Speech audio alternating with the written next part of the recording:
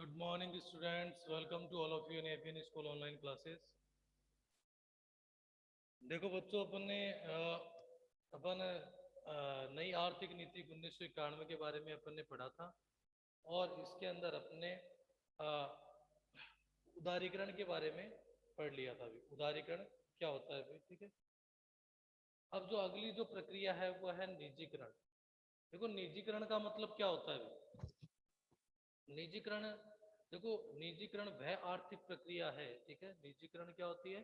वह आर्थिक प्रक्रिया होती है जिसके द्वारा सार्वजनिक क्षेत्र के, ठीक है ना, मतलब जो सरकारी क्षेत्र के जो उपकरण होते हैं, जिसके द्वारा क्या होता है भाई? निजीकरण वह प्रक्रिया है जिसके द्वारा सार्वजनिक क्षेत्र के उपकरणों को, सार्वजनिक क्षेत्र के उपकरणों को क्या करना भाई? आंशिक या पूर्ण रूप से क्या करना?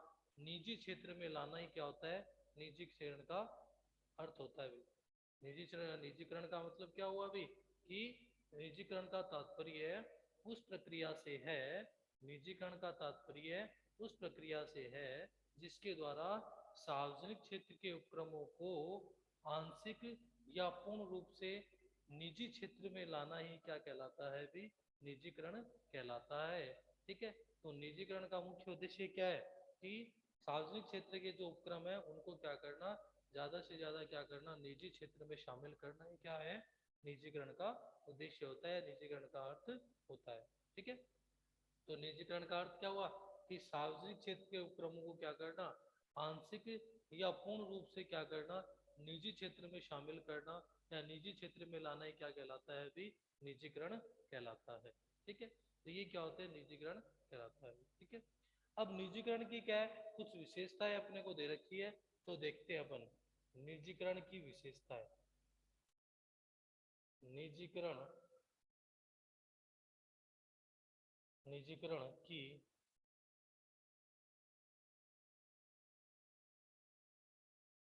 विशेषता।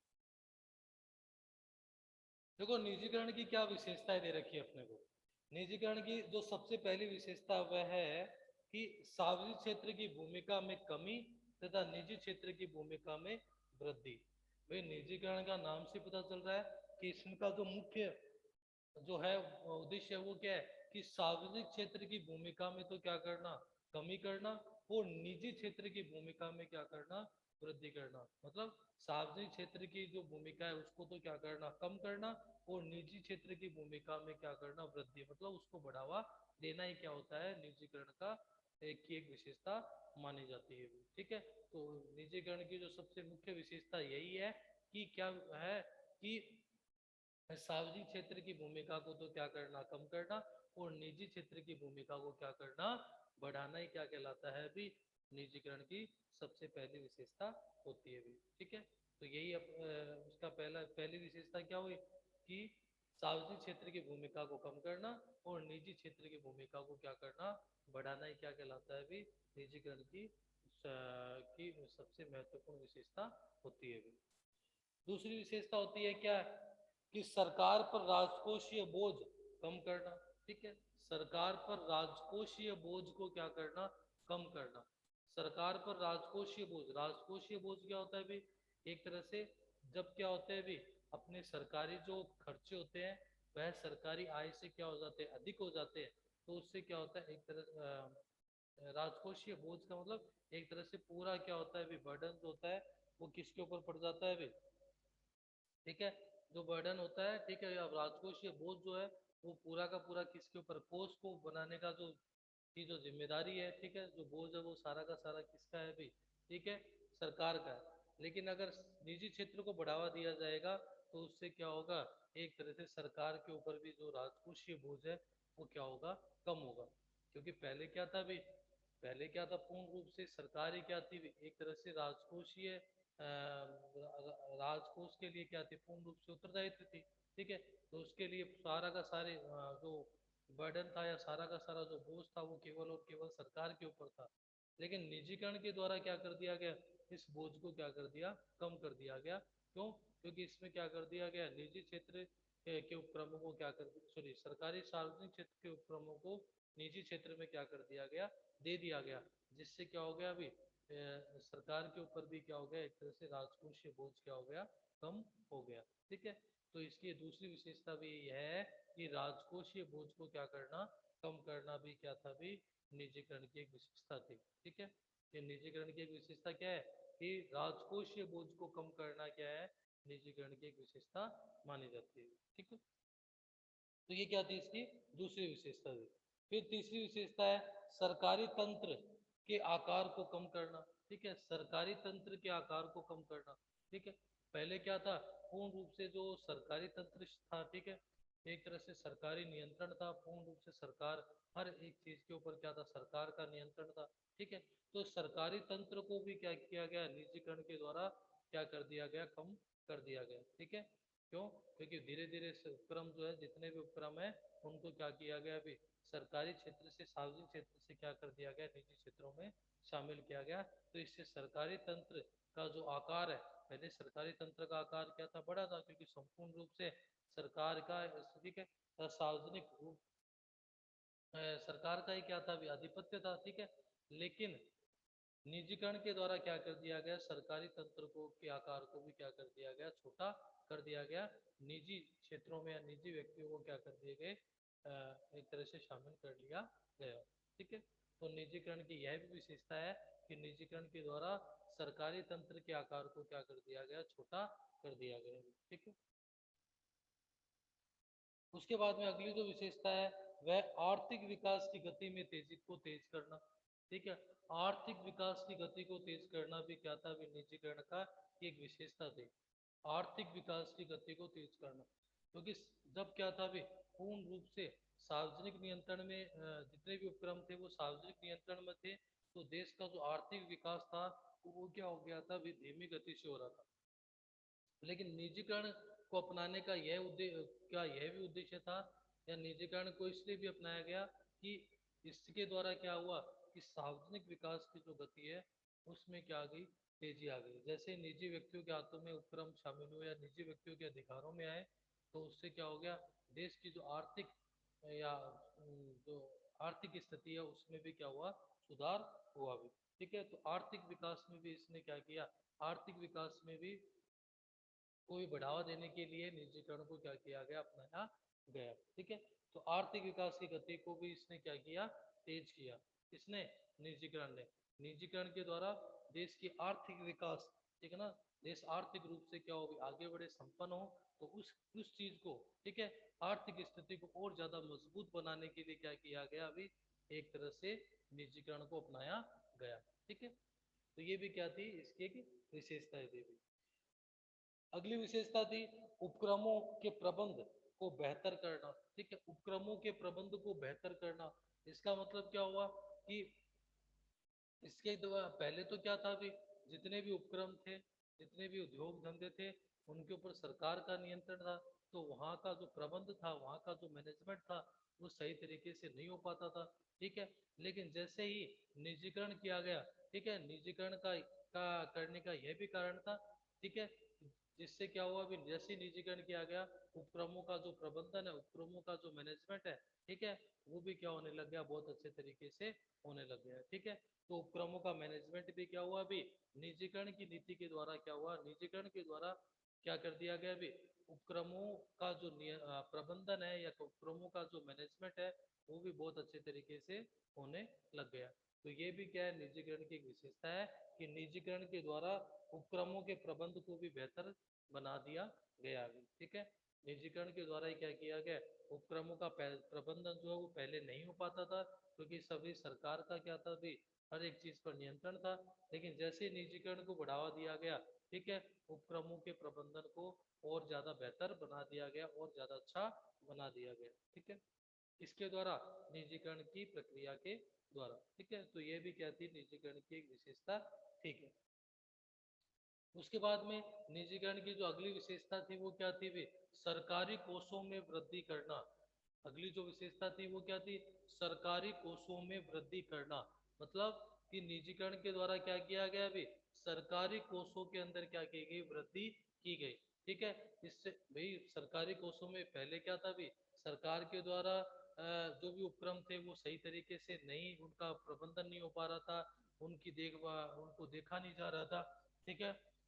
और सरकार की जो एक तरह से सरकारी जो कोष है उनमें भी क्या नहीं हो रही थी, वृद्धि नहीं हो रही थी। लेकिन निजीकरण के द्वारा क्या हुआ, भी सरकार को क्या होने लग गई, भी एक तरह से सरकार की जो आय है, ठीक है, उपक्रमों से जो मिलने वाली आय है, ठीक है, उनमें क्या होने लगी, वृद्धि होने लगी। इससे क्या हुआ, एक तरह से सरकारी कोष जो है, ठीक है, गवर्नमेंट के जो फंड है उनमें भी क्या होने लगी, वृद्धि होने लग गई। ठीक है। तो सरकारी कोषों के अंदर भी क्या होने लग गया, एक तरह से वृद्धि होने। ठीक है। तो निजीकरण के द्वारा क्या हुआ, निजीकरण की यह भी विशेषता है कि जैसे ही निजीकरण की प्रक्रिया को अपनाया गया तो उसके द्वारा क्या हुआ, उसके द्वारा सरकारी कोषों के अंदर क्या होने लगी, वृद्धि होने लगी। सरकार का जो कोष है, ठीक है, सरकार का जो फंड है वो धीरे धीरे क्या होने लग गया, बढ़ने लग गया। ठीक है। तो ये भी क्या थी, एक तरह से निजीकरण की एक विशेषता मानी जाती है। ठीक है ना। कि निजीकरण के द्वारा क्या किया गया, भी एक तरह से सरकारी कोषों के अंदर भी क्या की गई, सरकारी कोषों में भी क्या हुई, वृद्धि हुई हुई। ठीक है। सार्वजनिक क्षेत्र, अगली विशेषता है सार्वजनिक क्षेत्र के लिए सुरक्षित उद्योगों को निजी क्षेत्र के लिए भी खोलकर प्रतियोगिता में वृद्धि करना। ठीक है। इससे क्या हुआ, भी सार्वजनिक क्षेत्र कंपटीशन में भी क्या हुई, वृद्धि हुई। निजीकरण की यह भी विशेषता थी कि सार्वजनिक क्षेत्र के उपक्रमों को क्या कर दिया गया, अगर निजी क्षेत्र के लिए खोल दिया गया तो उससे क्या हुआ, एक तरह से प्रतियोगिता, कंपटीशन भी क्या हुआ, अच्छा हुआ। ठीक है। कंपटीशन में भी क्या हुई, वृद्धि हुई। कि पहले क्या था, अभी सार्वजनिक क्षेत्र की जो उपक्रम थे वो निजी क्षेत्र में शामिल नहीं थे, क्योंकि उनके ऊपर तो पूर्ण रूप से सरकार का नियंत्रण था। लेकिन जैसे ही सार्वजनिक क्षेत्र के उपक्रमों को क्या किया गया, निजी क्षेत्र के लिए खोल दिया गया, तो उससे क्या हुआ, उससे प्रतियोगिता में क्या होगी, वृद्धि होगी। क्योंकि निजी क्षेत्र भी उसमें क्या होने लग गया, शामिल होने लग गया, और वह बहुत अच्छे और बेहतर तरीके से क्या करने लगे, मैनेजमेंट करने लगे, कार्य करने लगे।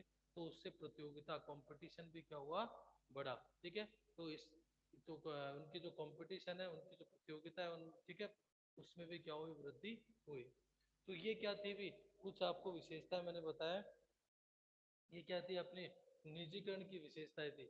निजीकरण का मतलब आपको बताया कि निजीकरण का मतलब क्या होता है, भी कि सार्वजनिक क्षेत्र के उपक्रमों को आंशिक या पूर्ण रूप से, सार्वजनिक क्षेत्र के उपक्रमों को आंशिक या पूर्ण रूप से निजी क्षेत्र में शामिल करना ही क्या कहलाता है, निजीकरण कहलाता है। ठीक है। और निजीकरण की आपको मैंने विशेषताएं बता दी अभी। ठीक है। अब जो अगला अपना टॉपिक आता है वह आता है वैश्वीकरण। वैश्वीकरण क्या होता है, देखो,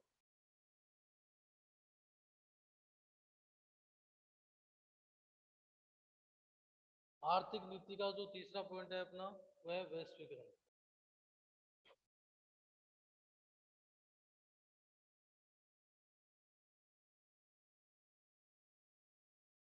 वैश्वीकरण, ग्लोबलाइजेशन। देखो, वैश्वीकरण का अर्थ क्या होता है। वैश्वीकरण का एक सीधा सा अर्थ अपन देखें तो किसी किसी देश की अर्थव्यवस्था को विश्व की अर्थव्यवस्था से जोड़ना ही क्या कहलाता है, अभी वैश्वीकरण कहलाता है। किसी एक देश की अर्थव्यवस्था को संपूर्ण विश्व की अर्थव्यवस्था से जोड़ना ही क्या कहलाता है, अभी वैश्वीकरण कहलाता है। ठीक है। तो वैश्वीकरण का एक सीधा सा अर्थ है कि जैसे अपने देश की अर्थव्यवस्था है, ठीक है, तो किसी किसी एक देश की अर्थव्यवस्था को संपूर्ण विश्व की अर्थव्यवस्था से जोड़ना ही क्या कहलाता है, वैश्वीकरण कहलाता है। ठीक है। कि वैश्वीकरण के द्वारा क्या कर दिया गया, कि एक देश की अर्थव्यवस्था को संपूर्ण विश्व की अर्थव्यवस्था से क्या कर दिया गया, जोड़ दिया गया। ठीक है। तो ये क्या होता है, वैश्वीकरण का अर्थ होता है। ठीक है। तो वैश्वीकरण का एक सीधा सा अर्थ हुआ कि किसी एक देश की अर्थव्यवस्था को संपूर्ण विश्व की अर्थव्यवस्था से जोड़ना ही क्या कहलाता है, भी वैश्वीकरण कहलाता है। ठीक है। वैश्वीकरण जो है, वैश्वीकरण की कुछ विशेषताएं हैं, वो आप देखो।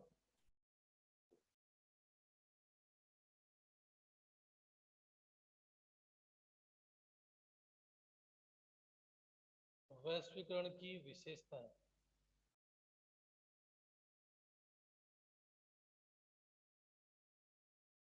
देखो, वैश्वीकरण की अपने को विशेषताएं दे रखी है। वैश्वीकरण की जो सबसे पहली विशेषता है वह है सभी देशों में वस्तुओं सेवाओं का स्वतंत्र प्रवाह, सभी देशों में, सभी देशों में वस्तुओं एवं सेवाओं का स्वतंत्र प्रवाह। ठीक है, देखो इसकी जो पहली विशेषता है, वैश्वीकरण की जो पहली विशेषता वह है क्या है कि सभी देशों में वस्तुएं सेवाओं का स्वतंत्र प्रवाह। इसका मतलब क्या है कि पहले क्या था भी, किससे पहले, नई आर्थिक नीति 1991 से पहले, ठीक है, पहले क्या स्थिति थी कि अगर कोई भी वस्तु जो है वो एक जगह से, या एक कोई भी वस्तु जो है उसको क्या किया जाता, किसी वस्तु का आपस में या किसी भी सेवा का क्या किया जाता था, आपस में लेन देन किया जाता था। ठीक है, तो उसमें कई प्रकार की रुकावटों का अपने को क्या करना होता, सामना करना पड़ता था। कई तरह की रुकावटें उसमें क्या होती थी, उत्पन्न होती थी। कई तरह की कई तरह की परमिशन की क्या होती थी, आवश्यकता होती थी। ठीक है, लेकिन जैसे ही वैश्वीकरण की नीति नई जो आर्थिक नीति 1991 में है, उसमें जैसे ही वैश्वीकरण को अपनाया गया, तो उससे क्या हुआ, सभी देशों में वस्तुओं सेवाओं का क्या होने लग गया, स्वतंत्र प्रवाह होने लग गया। सभी देशों का मतलब कोई भी देश किसी भी देश में क्या कर सकता है भी, कोई भी माल को या सेवा को क्या कर सकता है भी, बेच सकता है, खरीद सकता है। ठीक है, उसके ऊपर किसी भी प्रकार का कोई प्रतिबंध नहीं होगा। ठीक है, तो वस्तु और सेवा आप किसी भी देश से क्या कर सकते हो, वस्तु को खरीद सकते हो, किसी भी देश में वस्तु को बेच सकते हो। तो मतलब किसी भी प्रकार की कोई भी पाबंदी जो है, या किसी प्रकार की जो भी बाउंडेशन जो थे, वो क्या कर दिए गए, हटा दिए गए। किसके द्वारा, वैश्वीकरण के द्वारा। तो वैश्वीकरण की यह पहली विशेषता है कि वैश्वीकरण के द्वारा सभी देशों में वस्तुएं सेवाओं का क्या होने लग गया, स्वतंत्र प्रवाह होने लग गया। जैसे ही वैश्वीकरण को अपनाया गया, तो संपूर्ण विश्व में क्या होने लग गया, सभी देशों में क्या होने लग गया, वस्तुओं का स्वतंत्र प्रवाह होने लग गया। किसी भी प्रकार की बाधा का सामना करना नहीं पड़ा। ठीक है, तो ये क्या थी भी, वैश्वीकरण की पहली विशेषता थी। वैश्वीकरण की दूसरी विशेषता अपने को दे रखी है कि सभी देशों में पूंजी का स्वतंत्र प्रवाह, सभी देशों में, सभी देशों में पूंजी का स्वतंत्र प्रवाह। हाँ, वस्तुएं सेवाओं का स्वतंत्र प्रवाह हुआ। इसी के साथ दूसरी विशेषता यह भी थी कि वैश्वीकरण के द्वारा सभी देशों में पूंजी का भी क्या हुआ, भी स्वतंत्र प्रवाह हुआ। ठीक है, कोई भी देश है, वो किसी भी कोई भी देश का व्यक्ति या कोई भी देश का जो भी उद्योग जो भी साहसी जो होता है या व्यापारी है, वो क्या कर सकता है भी, कहीं पर भी किसी भी देश में क्या कर सकता है, अपनी पूंजी लगाकर अपना व्यवसाय कर सकता है। ठीक है, पूंजी का क्या कर सकता है, आपस में लेन देन कर सकता है। ठीक है, तो उनके ऊपर किसी प्रकार का कोई भी नियंत्रण नहीं लगेगा, कोई भी बाउंडेशन नहीं थी। ठीक है, तो जैसे ही वैश्वीकरण की नीति को अपनाया गया, पहले तो क्या था भी कि कई तरह के प्रतिबंध लगे हुए थे 1991 की नीति से पहले। ठीक है, लेकिन जैसे 1991 की नीति को अपनाया गया, तो उसके पश्चात क्या हुआ, जैसे वैश्वीकरण की प्रक्रिया को का उपयोग किया गया, तो उससे क्या हुआ, सभी देशों में जो पूंजी प्रवाह पर जो नियंत्रण थे, ठीक है, वो नियंत्रण क्या कर दिए गए, हटा दिए गए। और स्वतंत्र रूप से क्या हुआ भी, पूंजी का प्रवाह हुआ। ठीक है, तो निजीकरण के द्वारा क्या हुआ, सभी देशों में पूंजी का प्रवाह भी स्वतंत्र रूप से होने लग गया। ठीक है, किसी प्रकार का कोई भी बाउंडेशन नहीं था, कोई भी व्यक्ति किसी को भी क्या कर सकता था भी, एक तरह से पूंजी का स्वतंत्र रूप से प्रवाह कर सकता था, पूंजी का आपस में लेन देन कर सकता था। ठीक है, तो ये किसके द्वारा संभव हुआ, ये हुआ उदारीकरण के वैश्वीकरण की प्रक्रिया के द्वारा। ठीक है, तो ये क्या थी, वैश्वीकरण की दूसरी विशेषता थी। ठीक है, वैश्वीकरण की जो तीसरी विशेषता है, वह सभी देशों में सूचनाओं और तकनीकी का स्वतंत्र प्रवाह। सभी देशों में, सभी देशों में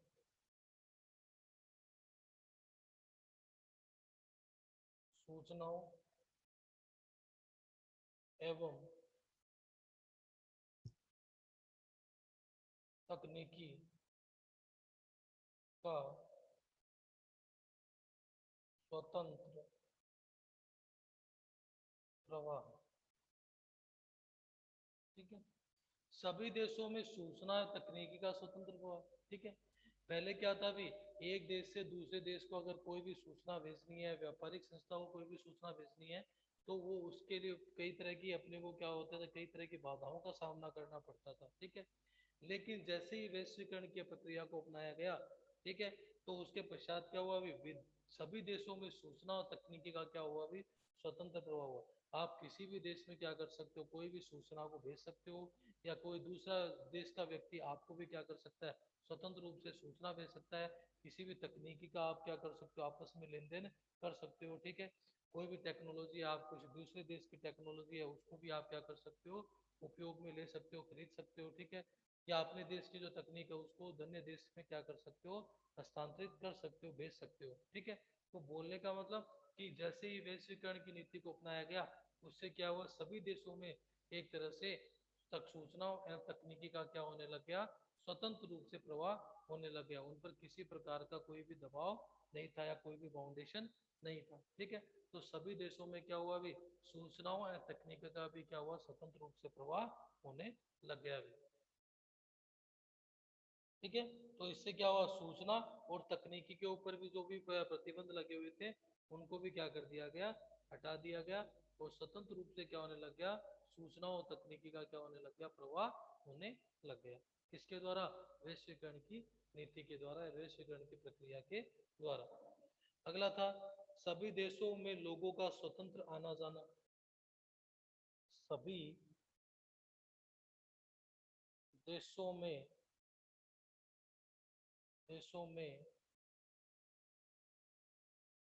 लोगों का स्वतंत्र आना जाना। हाँ, देखो इसमें क्या किया गया, अभी वैश्वीकरण की प्रक्रिया के द्वारा कोई भी व्यक्ति किसी भी देश में क्या हो सकता है, पहले क्या था अभी, एक देश से दूसरे देश में जाने के लिए कई प्रतिबंध लगे हुए थे कई। ठीक है, और फिर भी क्या होता था कि अपन एक देश से दूसरे देश में जाने में क्या होते थे, असमर्थ होते थे। ठीक है, लेकिन जैसे वैश्वीकरण की नीति को अपनाया गया, उसके पश्चात क्या किया गया, अभी कोई भी देश का व्यक्ति किसी भी देश में क्या कर सकता है, अभी आ सकता है, जा सकता है। ठीक है, उनको सभी देशों में लोगों का स्वतंत्र आना जाना। ठीक है, कोई भी व्यक्ति, किसी भी देश का व्यक्ति क्या कर सकता है, किसी अन्य देश में क्या कर सकता है, आ सकता है, जा सकता है। उन पर अगर कोई भी, ठीक है ना, तो जो भी प्रतिबंध लगे थे वो क्या कर दिए गए, वैश्वीकरण की नीति के द्वारा हटा दिए गए, जिसके द्वारा हर एक व्यक्ति किसी भी देश में क्या कर सकता है, जा सकता है, आ सकता है। ठीक है, उन पर किसी प्रकार का कोई प्रतिबंध नहीं होगा। ठीक है, तो ये भी क्या था, वैश्वीकरण की एक विशेषता थी। वैश्वीकरण की अगली विशेषता थी कि सभी देशों में समान झगड़ा निवारण विधि। सभी देशों में सभी देशों में समान झगड़ा निवारण विधि या प्रक्रिया। ठीक है, देखो क्या है भाई, कि सभी देशों में समान झगड़ा निवारण विधि, इसका मतलब ये हुआ कि वैश्वीकरण के द्वारा, वैश्वीकरण की यह भी विशेषता थी कि वैश्वीकरण के द्वारा क्या किया गया, अगर कोई भी देश क्या ना हो, अगर किसी भी प्रकार का अगर झगड़ा होगा, तो प्रत्येक देश में क्या किया जाएगा, उसका समान विधि से या फिर समान तरीके से क्या किया गया जाएगा, उसका निवारण किया जाएगा। अर्थात अलग अलग देश में अलग अलग प्रकार से नहीं होगा, मतलब संपूर्ण विश्व में या सभी देशों में क्या किया जाएगा, समान रूप से अगर कोई भी झगड़ा होता है, तो उसका क्या किया जाएगा, समान रूप से उसका निवारण किया जाएगा। ठीक है, समान रूप से क्या होगा, उसका निवारण किया जाएगा। तो यह भी क्या था, वैश्वीकरण की एक विशेषता थी कि वैश्वीकरण के द्वारा सभी देशों में समान झगड़ा निवारण विधि का क्या किया गया, समान झगड़ा निवारण विधि को अपनाया गया। मतलब अगर किसी प्रकार का कोई झगड़ा होता है, तो उसको क्या किया जाएगा, एक तरह से सभी देशों में समान विधि के माध्यम से या समान रूप से क्या किया जाएगा, उसका निवारण किया जाएगा, अलग अलग प्रकार से नहीं किया जाएगा। ठीक है, तो ये क्या थी, कुछ विशेषताएं थी किसकी, वैश्वीकरण की। ठीक है, तो वैश्वीकरण की ये क्या थी, कुछ विशेषताएं अपने को दे रखी है। उसके बाद में आते हैं अभी आर्थिक सुधारों, आर्थिक सुधारों के उद्देश्य, आर्थिक सुधारों के उद्देश्य क्या थे। अगला जो नेक्स्ट टॉपिक आता है वो आता है आर्थिक,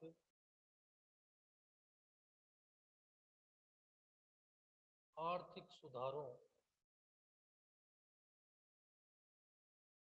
के उद्देश्य। देखो आर्थिक सुधारों के उद्देश्य क्या है भाई, आर्थिक सुधारों के उद्देश्य, ये आर्थिक जो अपन ने जो भी आर्थिक रूप से जो भी सुधार किया है, ठीक है, आर्थिक नीति के द्वारा, उनके उद्देश्य क्या है। उनका जो पहला उद्देश्य है वह देश की औद्योगिक व्यवस्था को का आधुनिकीकरण करना। पहला उद्देश्य क्या है कि देश की औद्योगिक व्यवस्था का क्या करना, आधुनिकीकरण करना। ठीक है, जैसे ही नई औद्योगिक नीति को अपनाया गया, 1991 की नीति को अपनाया गया, तो उसका मुख्य उद्देश्य क्या था भी, कि देश की औद्योगिक औद्योगिक व्यवस्था का क्या करना भी, एक तरह से आधुनिकीकरण करना, औद्योगिक व्यवस्था को क्या करना, एक तरह से उसको नया बनाना, उसको एक तरह से लेटेस्ट बनाना। ठीक है, तो आधुनिकीकरण करना भी, देश की औद्योगिक व्यवस्था को क्या करना, एक तरह में क्या करना, देश की औद्योगिक व्यवस्था को एक तरह से नया बनाना, ही क्या था भी, आर्थिक सुधारों का उद्देश्य था, पहला उद्देश्य। दूसरा उद्देश्य था निजी निवेश को प्रोत्साहन देना। ठीक है, इस आर्थिक सुधार का जो दूसरा उद्देश्य यह था, या आर्थिक नीति का दूसरा उद्देश्य यह था कि निजी क्षेत्र को क्या करना, एक तरह से बढ़ावा देना। ठीक है, निजी क्षेत्र को क्या करना, प्रोत्साहित करना, क्योंकि पहले तो सारा गवर्नमेंट में था, लेकिन जैसे ही ये आर्थिक सुधार या आर्थिक नीति को अपनाया गया, तो इस आर्थिक नीति का उद्देश्य यही था कि निजी क्षेत्र को क्या करना भी, प्रोत्साहित करना, उनको और ज्यादा क्या करना, मोटिवेट करना। ठीक है, अगला उद्देश्य तक क्या था अभी, विदेशी निवेश, विदेशी निवेश को आकर्षित करना। ठीक है, पहले क्या था अभी कि जो विदेशी कंपनियां थी, तो वो भारत में क्या नहीं करती थी, इन्वेस्टमेंट नहीं करती थी। ठीक है, निवेश नहीं करती थी।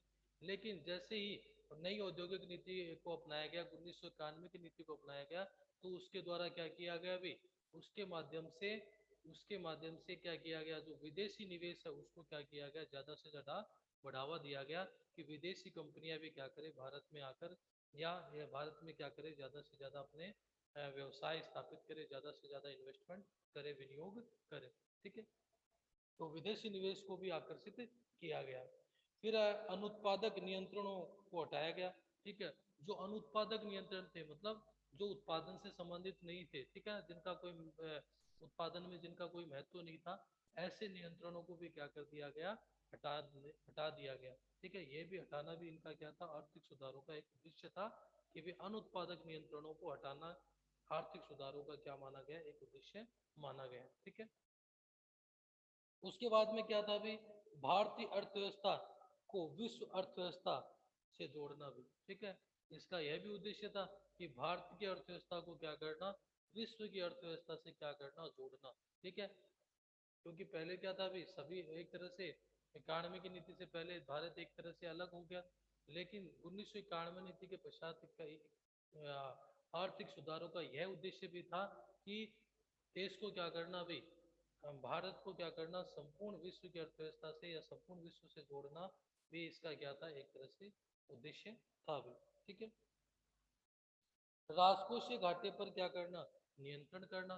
ठीक है, आर्थिक सुधारों का यह भी उद्देश्य था, या आर्थिक नीति का यह भी उद्देश्य था कि राजकोषीय घाटे के पर क्या करना, नियंत्रण करना, राजकोषीय घाटे को कम से कम करना। ठीक है, क्योंकि राजकोषीय घाटे का मतलब कि जब देश क्या हो भी, देश की जो खर्चे हैं वो आय से क्या हो जाए, अधिक हो जाए, तो उस समय क्या होता है, राजकोषीय घाटा होता है। तो उस राजकोषीय घाटे को भी क्या करना, भी कम करना, इसका आर्थिक सुधारों का एक उद्देश्य था भी। ठीक है, तो ये क्या थे कुछ और अगला दे रखा है अपने को विदेशी विनिमय भंडार में क्या करना, वृद्धि करना। ठीक है, तो ये क्या थे, इसके कुछ उद्देश्य दे रखे थे, आर्थिक सुधारों के उद्देश्य अपने को बता रखे थे। ठीक है, इन सुधारों के लिए सरकार ने क्या किया, ये सब चीज सुधार, ये जो आर्थिक सुधारों के जो उद्देश्य थे, इन उद्देश्यों को प्राप्त करने के लिए सरकार ने कुछ कदम उठाए। ठीक है, कुछ नई कई कई प्रकार की नीतियों का क्या किया, संचालन किया, जिनमें क्या थे वे मुख्य रूप से नई औद्योगिक नीति, नई व्यापार नीति, राजकोषीय सुधार, मौद्रिक सुधार, पूंजी बाजार सुधार और मूल्य नियंत्रणों को क्या कर दिया गया, समाप्त कर दिया गया। तो ये कुछ ऐसी नीतियां थी जो सरकार के द्वारा इन उद्देश्यों को प्राप्त करने के लिए क्या की गई थी, चलाई गई है। ठीक है, तो ये क्या थे आपके आर्थिक जो नीति थी 1991 का, तो वो अपना क्या हो गया पॉइंट यहाँ पे फिनिश होता है। ठीक है।